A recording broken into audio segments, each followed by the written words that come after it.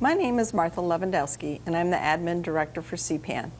Welcome to Part 3, the last segment in our three-part Advocacy 101 series. In Part 1, we learned about the place, the players, and the process. In Part 2, we spent time understanding the importance of developing relationships with our lawmakers and other stakeholders. In the last segment, we will focus on participants learning the importance of telling and sharing their stories. Back to guide us in this segment is Jean Doss. Thank you so much. I am joined today by seasoned advocates, Lori, Maureen, David, Linda, and Martha is not appearing, but she's behind the scenes controlling everything. Not controlling, helping. So thank you so much. I'm a volunteer for the Coalition Protecting Auto No Fault. I am inspired every single day by the folks that are on this training with me today. And we're going to keep this kind of informal. So what is this about? This part. We're going to talk about Advocacy Part 3, which is sharing your story. Facts and figures are important. Details of the state insurance law are important. But you know what? Putting a human face on these issues and telling your story well and effectively where it can be heard is so powerful. And we're going to spend a little bit of time sort of sharing our tips, all of us here, about how to do that. So why? I think so many people in Michigan and the nation pay their auto insurance premium, send the check in. They don't really know. They don't know. Most people don't know what auto no fault was. They have no idea. And then there's this world. Then there's this club that nobody really wants to be in, where either you or someone you love survives a catastrophic auto accident. And this is not about health care, because these injuries are lifelong. This is not about just warehousing, because we know folks survive and thrive and make our world a better place with help. So these stories of the worst day in our lives, followed by some of the most amazing accomplishments, these are the stories that change minds, change hearts, and change the world at the legislature.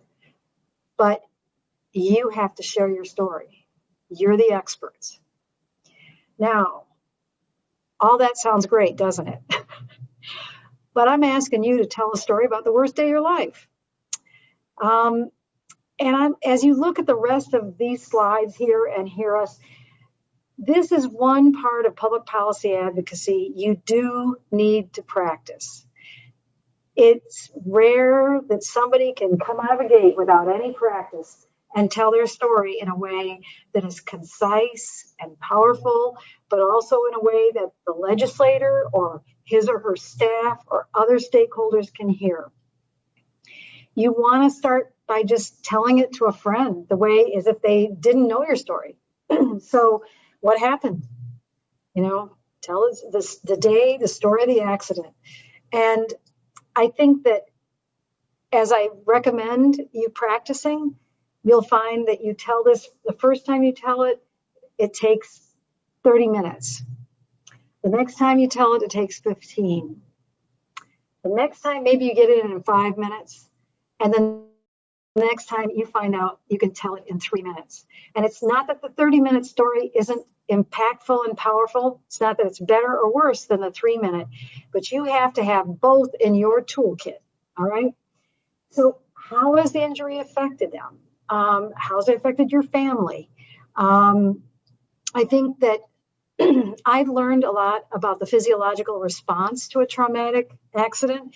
I've learned a lot about living with a brain injury and overcoming and what's required. I've learned a lot about the financial impact and how you build quality and independence in and try to stay a mom and try to stay a son and try to stay on the path towards growing towards the person you're meant to be and your family growing too. These are all parts of the story. Finding out how to tell it in a way that's concise, that can be understood. It's challenging, and there's really only one way to get there, and that is practice, practice, practice. Now, in the next slide, we're going to talk a little bit about You've seen kind of introduced yourself. I'm here to talk about what happened to my family.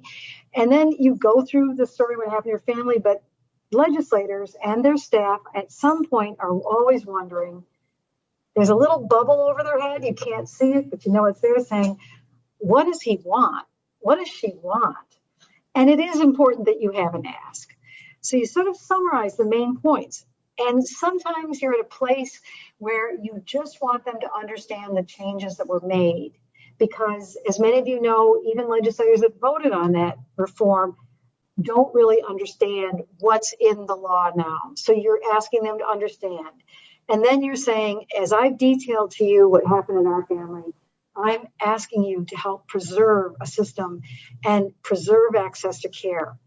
And you always wrap up, no matter how the meeting has gone, if he's been interrupted 100 times, if she, your state legislator, suddenly gets called into a meeting and leaves you in the middle with a staff person that looks like they're 14 years old, however the meeting ends, you still say, thank you so much. If they ask you questions, do not guess.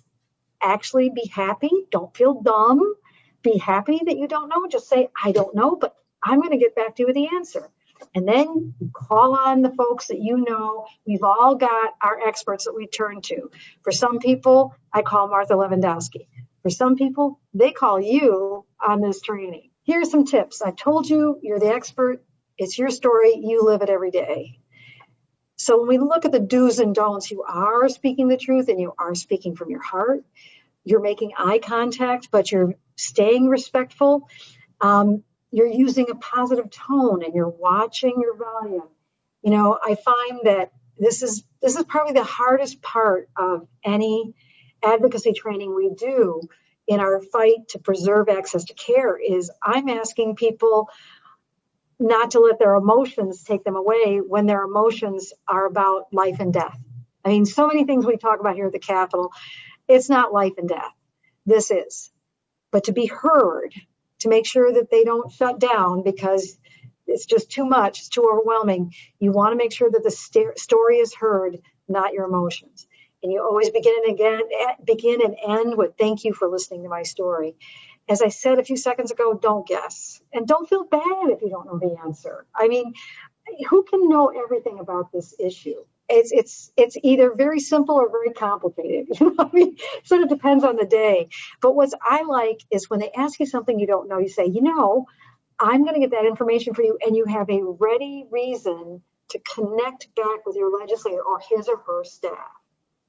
And, sometimes it's okay to say, I'm going to get somebody from the Coalition Protecting Auto No Fault or other groups that are working on this to get back to you. I'm going to give you some ideas about, you can practice and practice and practice, but that very first time, and all of you remember you practice and you're ready and you've got yourself all set. And the first thing that happens when you start is you're interrupted. And it sort of throws you off and you're nervous. So you've been interrupted and you're nervous and you've lost track of where you're going. You know what I do? I just say, oh my gosh, I'm so nervous. This is the first time I've actually talked about this before with an elected official. So forgive me if you basically tell them, I'm nervous. Please help me. You're not going to know you can't predict every question they ask. And again, don't be afraid to say, I don't know. I'm going to get that information for you. You may have had this meeting scheduled for, weeks. You may have been promised an hour with the senator, 30 minutes with the state representative, and you show up 10 minutes early, just like you're supposed to, and you're all ready. And they're told, I'm sorry, there's been a scheduling change. Now, this is tough, but I know you can do it. Oh, okay. You take your disappointment and put it in your back pocket and you say, okay, well, would I be able to meet with staff? Or if they say, we're going to ask you to meet with staff, you say, that's wonderful. And maybe you need to practice this at home too. You're going to walk in and maybe that staff person looks 12 or 14. You're going to put on your face and you're going to say, thank you so much. You're going to shake hands and you're going to speak to that person the same way you would speak, same respect, same positive engagement as you would with the state senator or state representative. You're going to have to spend a little bit of time, and you don't want to make people feel dumb, but you sort of say, I don't know how much you know about auto no fault in the issue. I'm going to get into it a little bit, but if it's stuff you already understand, let me know. And that way they have an out. If they don't really understand, they know you're going to give them a little bit of an intro, auto no fault 101. And let's face it, this whole law was just completely transformed less than 2 years ago. So it's not unusual. And just because your state rep or state senator voted for it or voted against it, don't assume they understand. It doesn't make them a bad legislator. It doesn't make them a bad lawmaker. They may have been a freshman. They may have had one understanding and then learned more after the fact. So even if you think they should know, be very kind and patient and sort of say, hey, I'm going to give the 101. Is that okay? And if they say, I got that part, but what about this? Now, when you spend some time in a meeting, you need to decide, I'm going to talk 50% of the time and listen 50% of the time. And maybe you go in with that and suddenly you're ready to listen and you're not hearing anything. And you would say, maybe you have some questions, would say, what advice do you have for me as I advocate for this? Or you say, could you tell me more about if you're meeting with staff, could you tell me more about the senator's thinking on this issue?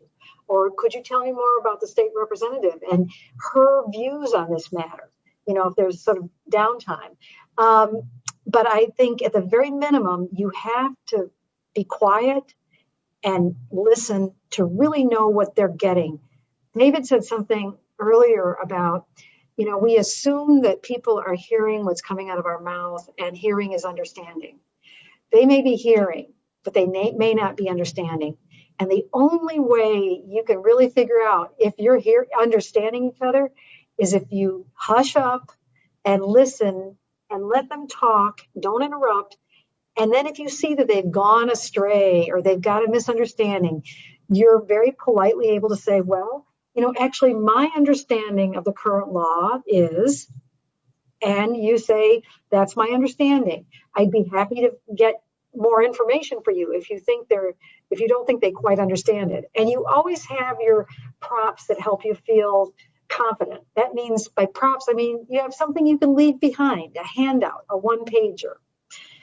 I think when I talk about advocacy and how to be an effective advocate, the thing that people don't understand is that this is serious stuff and it's heartbreaking. You always think, oh, my family has it bad, but so-and-so has it worse, right? But it is okay to enjoy this a little. It is exciting and it's fun and it can be a really positive experience.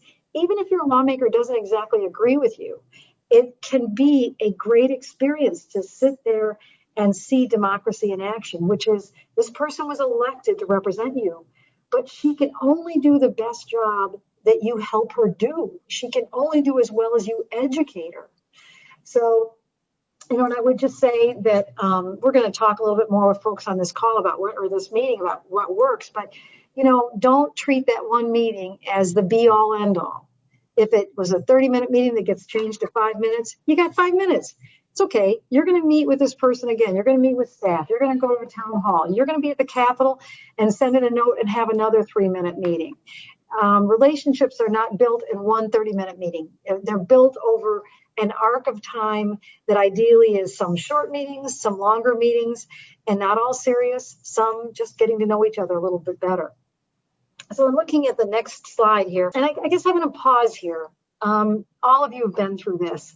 I'd like to know what surprised you when you first started advocating for yourself or for family members. What surprised you? One of the things that surprised me, and maybe my thought process was wrong to begin with, but when you approach these legislators and representatives, would you start with an open-ended question? Because what I notice is, there's a lack of empathy.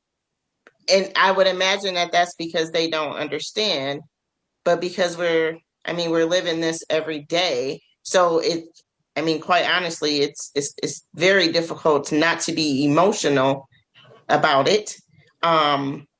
So how do we know what their understanding is of the no fault before we approach them? So should we ask them, do you understand, the changes that took place with no fault, as an icebreaker to open it up, or do we go in with our story? I would start, I think, saying, what do you understand? Nobody wants to look dumb. You know what I mean? And so when you do that, you might have a situation where they feel kind of put on the spot. So you you always start by saying, thank you so much for making time for me today. I really appreciate this. Okay. That sets the tone. Mm-hmm. They're giving you their time, and yes, they represent you, but they're giving you your time, and you're starting out with a very positive, gracious tone. And then you say, I'm here today to talk to you about my family's experience with auto no fault. I'd like to share a little bit about what is actually happening on the ground with this law, what's actually happening in my family. And I hope this will help you as you consider, your decisions on this and future legislation impacting the auto no fault system. So you say, thank you for your time. You've made time for me. Let me tell you what I'm offering you. I'm offering you information and resource. When you finish your meeting, you say, I hope that you will consider me a resource. I may not have all the answers, and you may not even agree with me on everything. But if you want to know, check in on how this particular amendment or how this proposed change, I hope you would consider me a resource, because whether I want to or not, my family and I live and breathe this. So you're not demanding from them a vote yes or no. You're offering your experience to build their awareness and their understanding. You're offering yourself as a resource, and you're saying, I want to partner with you as we move forward and share with you my views and my perspective so that it can help you as a legislator make the best decisions. And that kind of delicate balance of respect and yet claiming your space. I am here today to tell my story. And then when you're done, thank you for letting me tell my story. It's extremely hard, but you made time for me and you listened to me, and I appreciate that. I try to add a little praise. Even if they didn't seem very empathetic, give them a little praise. We're all human beings. That little bit of sugar, that's what makes the medicine go down. And Jean, I've also noticed that it helps to say, I desperately need your help with a horrible problem my family has, to get them engaged in the process on, well, how can I help you? And I'll tell you the story about what's happening in my family. How can you help me? And doing that type of thing, I think, really helps them to feel like they're vested in it somehow. I do think that if you try to engage them in your problem, rather than you're just giving them information, it's helpful to make them feel like they have some kind of a potential fix for this horrible issue that you're facing. I would like to know, take what we're talking about today. Can you get back to us and let us know how this works? Because if this still isn't working, we need to work on this. You know what I mean? Because you obviously have the story. You're obviously a very calm person. Your hair is not on fire, even though you may feel that way inside. And I'm just curious, let us know if these tips help a little bit. Okay? Sure. Absolutely. Great. Thank So, you.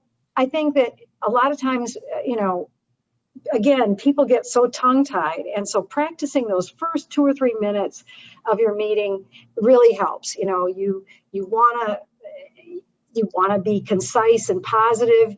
You want to say, I'm here meeting with you today to share my family's experience with auto no fault. Most people just pay the premium and they don't have to give it another thought. Well, our family is living this issue, and I'd like to share with you. I think a lot of times we use acronyms and we use PIP, and we use professional terms because we've been around professionals so much. Even talking about OTPT, I would recommend spell it. Don't use nickname, don't use jargon.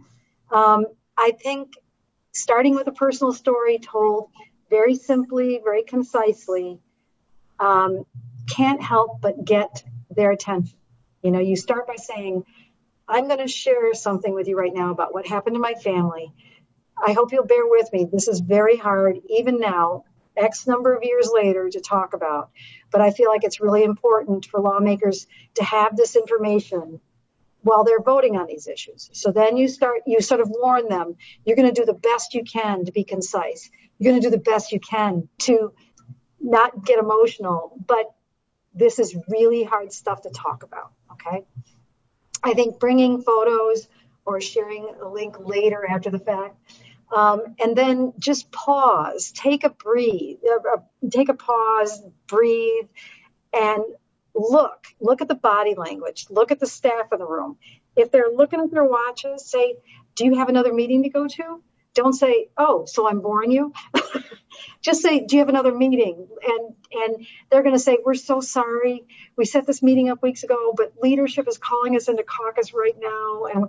And they may be just dying because they know dying. They may be just like feeling really bad because they don't want to cut it short, but they have to go. So give them a break. Say, hey, I know this was 30 minutes, but I got 5 minutes. This is great. We'll follow up. I'll follow up. I'll get the business card of your legislative director and we'll follow up later. Then there's some little final thoughts. Legislators can lobby you. Beware if they say, hey, what if we did XYZ? Don't you think that would be a great idea? Or, hey, I'm working on this. I think this would solve your family's problem. Now, it's not that they're not bad people. They're just, they're advocates. We all advocate. That's where you say, well, that's really interesting. I'd be happy to learn more about that. But today, with the time we have here today, I would like to focus on, bring them back gently to the topic at hand. And then I would just say, don't promise what you can't deliver. If they say, do you think you could come and speak to this group? Or do you think you could write this up for me? Or do you just say, just buy yourself a little bit of time saying, I don't want to promise you something I can't do. Just say it like that. Let me look into this and I'll get back to you. Now, in the legislative world, when you say, I don't have that information or let me get back to you, you need to do that within a week. You wait 2 weeks, you wait 3 weeks, things move too fast, okay? And it's always okay to say, I'm terribly sorry, but I'm not going to be able to do that. Or I really appreciate you sharing information on that, but on that other issue. But at this point in time, I have to focus my efforts on X. Right? Jane, I had a couple of senators who I shared with that companies were closing, and they said, well, we don't have any proof of that. And I said, I'll bring you letters tomorrow. And so I hand delivered a stack of letters to each of them the next day so that they would have them in their hands. And I think that's how we have to be. This is too important to wait. We have to do what we promise we're going to do immediately and as factually as we can. Maureen, thank you. That is absolutely it. It's like anything else. They're dealing with hundreds of issues. And if you don't get right back to them, they either will forget or they'll think you don't really have the evidence. They'll think they were right in the first place. We're talking about how to tell your story. I recommend, put it in writing, write it all down. Don't spare any of the details and look at that. Again, you'll practice telling the story the full length. And then as you get better and better, you're able to get more and more concise. And unfortunately, in Lansing, testifying or writing a letter or email or even a meeting, a message that goes on longer than 5 minutes is long. And here I am asking you to talk about the complicated path that you and your family have been on. But to the extent you can get your story distilled down to 5 minutes, to a 5-minute version, a 10-minute version, that's the magic spot, okay? That is it. And you only get there by practicing. And I just want to tell you, sometimes I don't know why people still do this. It's so hard, to have to teach legislators over and over again as our friends and allies term out, and we have to teach a new crop of freshman legislators. But I have to tell you that it does make a difference. You may think after 3 or 4 or 5 times you're not getting any response. But if you stay friendly and positive and engaged, suddenly you're going to see the change. Your own state legislator may not change, but their legislative director does. or it might be another person that's involved here's how you advocate, and they're able to persuade their legislator. Even if your legislator is a lost cause, you're working side by side and teaching other advocates how to do this. You might just get us to that number. And remember, it's all about getting to 56, 20, and 1. No bill passes the House without a minimum of 56 votes. No bill passes the Senate without a minimum of 20. It's 19 right now, but that's going to change in August. And we have to have one other vote. Well, we have to have one other important thing. And what is that important thing we need? We need somebody's signature. Yeah, the governor. Yes. Jean, what do you do if you have a senator that is absolutely not understands entirely the law, understands entirely what's going on, and is absolutely not going to change their mind? They're set in stone. Yeah, what other lobbyists have taught me about that situation, when you have an issue, you have this continuum of a champion, a person that is with you. Representative Julie Rogers is with you 110%. Yeah. And then you're describing the people that are hell no. Mm-hmm.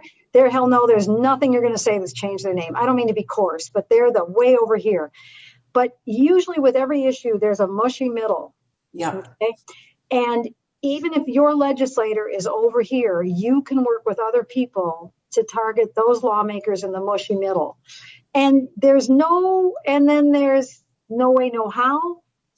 And if you keep coming back persistently, kindly, I'm not saying you show up every day at their office, but if every time you meet them, you say, hey, I know we disagree on this issue, but I want to come say hi and see how your day is going. You don't even bring up auto no fault. Just say, and then maybe they feel like they can say, so how's your son doing? Or how's your brother doing? Just you out positive them, and persistence pays off, but it's got to be sort of a positive persistence. And let them know you. Yeah, you get them. Don't let them pigeonhole you into one of those people. And if you never talk about auto no fault again, every once in a while stop and say, how are you doing? Especially if their staff got to know you, say, hey, what's going on in your life?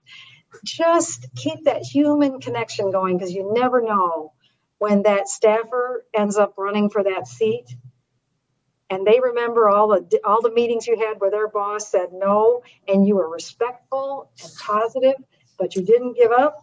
And even if they don't run for the seat, they may end up being the person for the next person that wins the seat. Absolutely. So what have we missed? Final thoughts? I think, you definitely covered how to help them understand our issue as much as they are willing to do it. I think one of the things that I need to focus on myself is to not let any negative or when they brush you off set the tone for how I respond to that person from now on. I think that's a human thing, to just say, okay, if that's how you feel, then, you're a non-person to me. But I think that's one thing I'm learning from today is to really, just because you had one bad experience or one not positive experience, to, like you said, don't even talk auto no fault. Just greet them, be polite, and respect them. Everybody wants respect. Right. And you know what? Sometimes there's nothing you can do with your state rep or your state senator. They're just not there, and you got to just leave them alone. But there are all sorts of advocates that want to do this, but they're scared or they're nervous and they don't know how to approach their legislator.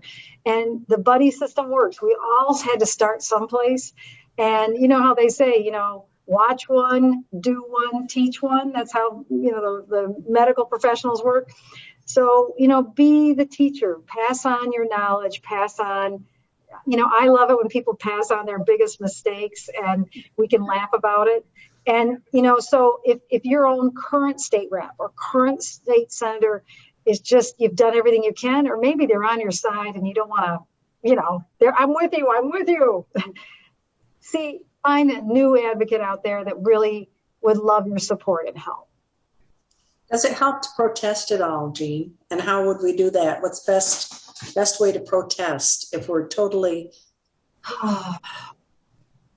Well, as David and Linda found out, you can't bring signs into the Capitol. They let us get away with it for a They little did. I think Yeah. they liked you. It's actually kind of amazing. I think the sergeant at arms really liked them, and they let them get away with it until finally somebody said, "You're going to let them have signs?" It's like, oh, okay. Maureen, when you say protest, you're not talking about throwing bricks through windows, right? No. You're not talking about spray Make painting. make a large statement. Indicate the immensity of the problem for the people in the state. What do you think about rallies, that type of thing? I will tell you, when I look at the rallies, I know that they have their place and they're important. They are also dangerous. The one on that super hot day where people packed up their family members and came, and I'm like, oh my gosh. And I would say that what you don't realize, for those of you that don't live and work downtown, is there's a rally every day on the Capitol steps. True. And we just get used to walking through them and going into the Capitol. So they're important because they build that esprit de corps. They build that sense of a force that we're united. They do stuff to us. They don't necessarily effectuate change in the lawmakers, okay? Now, protest. I think that we're talking about people's lives. And I'm never going to tell people to back off. I'm never going to tell people to stop making legislators uncomfortable. I would say that you do what you can to make that legislator understand, and then you make people around that legislator understand. And you use every tool possible so that that lawmaker understands it's not just Maureen Howell. It is not just Lori. It's not just Shalise Wilson. It's her and her neighbors. It's her and her church group. So as it's always this, it's not just numbers. It's unified numbers of people on message.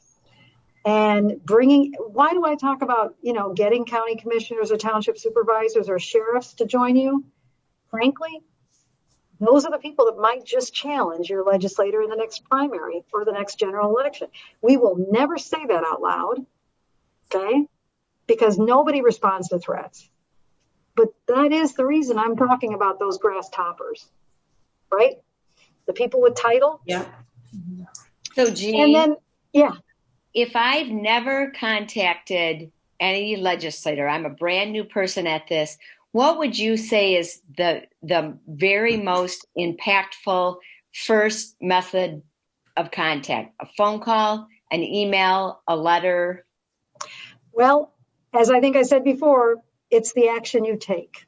That's the most effective. So just do something, whatever you're most comfortable with. But I would tell you something I think gets people's attention is a personal letter.